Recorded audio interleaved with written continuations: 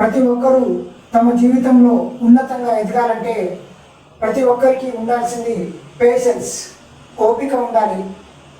ఓపిక ఉన్నప్పుడే మనం ఏదైనా సాధించగలం.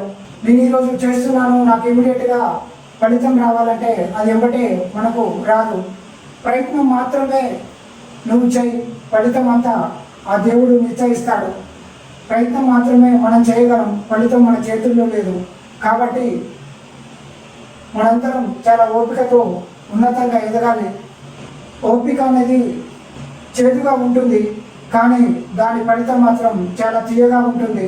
ప్రతి విషయంలో కూడా మనందరం ఎవరు ఏదో అన్నారని ఇమీడియట్గా దానికి రియాక్ట్ కాకుండా కొంచెం ఓపిక పడితే దాని అర్థమే మారిపోతుంది.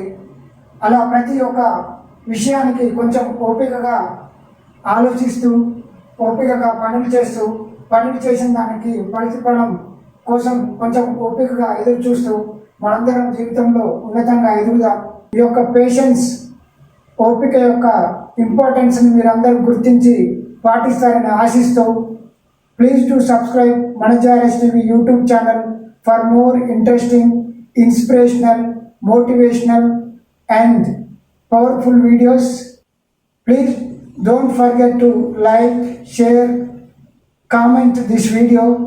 ప్రేమతో మీ జంపయ్య కొండగొర్ల.